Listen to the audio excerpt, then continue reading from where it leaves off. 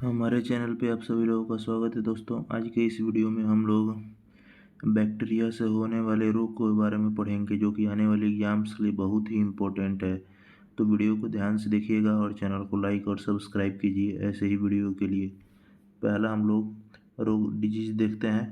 पहला डिजीज हमारा है कोलेरा। ठीक है, कोलेरा जो है पहला डिजीज है और इससे प्रभावित जो अंग जो होता है वो इंटेस्टाइन, मतलब छोटी आंत जो है इससे प्रभावित होता है। ठीक है, और ये किस बैक्टीरिया के द्वारा होता है, तो इस बैक्टीरिया का नाम है आपका विब्रियो कोलेरा। ठीक है, इसमें सिम्टम्स क्या है, तो इसमें जो है वोमिटिंग ज़्यादा होता है, उल्टी बहुत ज़्यादा होता है। ठीक है, तो पहले हम लोग कोलेरा के बारे में हमने पढ़ा। आगे बढ़ते हैं।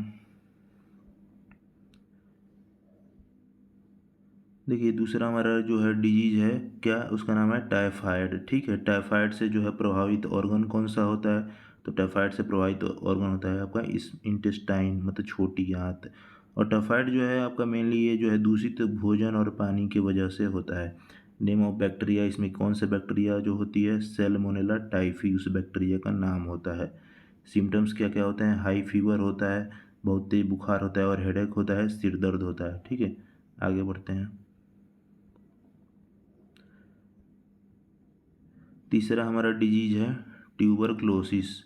ठीक है, इसी को टीबी बोलते हैं और इससे हमारा प्रभावित अंग होता है लंग्स, फेफड़े जो होते हैं ये ट्यूबरक्लोसिस से प्रभावित होता है। ठीक है, नेम ऑफ बैक्टीरिया, ये कौन से बैक्टीरिया के द्वारा होता है, तो इस बैक्टीरिया का नाम है मायोबैक्टीरियम ट्यूबरक्लोसिस।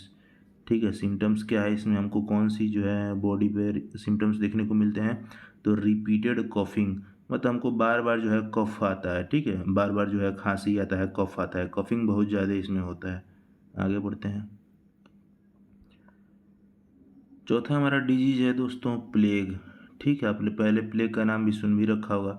इससे कौन सा अंग प्रभावित है, तो इससे हमारा फेफड़ा जो है प्लेग से प्रभावित होता है। ठीक है, लंग्स प्रभावित होता है। नेम ऑफ बैक्टीरिया, बैक्टीरिया का नाम क्या है इसका, पेस्ट्यूरेला पेस्टिस। ठीक है, ध्यान रखिएगा।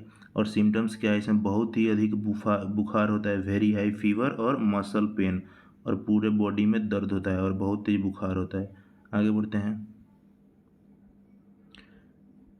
देखिए पांचवा हमारा डिजीज है आपका प्न्यूमोनिया। इसी को निमोनिया भी कहते हैं, प्न्यूमोनिया या फिर निमोनिया वही होता है। अफेक्टेड ऑर्गन, इससे कौन सा अंग प्रभावित है, तो लंग्स। प्न्यूमोनिया में जो है हमारा लंग्स प्रभावित होता है, फेफड़े, ये फेफड़े को प्रभावित करता है। और ये किस बैक्टीरिया के द्वारा होता है, तो इस बैक्टीरिया का नाम है आपका डिप्लोकोकस प्न्यूमोनिया। ठीक है, सिम्टम्स क्या होता है प्न्यूमोनिया में, तो हाई फीवर, बहुत तेज बुखार होता है, स्वेलिंग इन लंग्स। अब चूंकि लंग्स में जो है ये सूजन कर देता है। ठीक है, आगे बढ़ते हैं। छठा डिजीज हमारा है लेप्रोसी। याद रखिएगा लेप्रोसी। और लेप्रोसिस हमारा कौन सा अंग प्रभावित होता है, तो लेप्रोसिस हमारा नर्वस सिस्टम, स्किन, स्किन प्रभावित हो जाता है। किसे, नर्वस सिस्टम जो है वो उसमें प्रॉब्लम आती है, नर्वस सिस्टम में प्रॉब्लम आता है जिससे हमारा स्किन भी प्रभावित हो जाता है।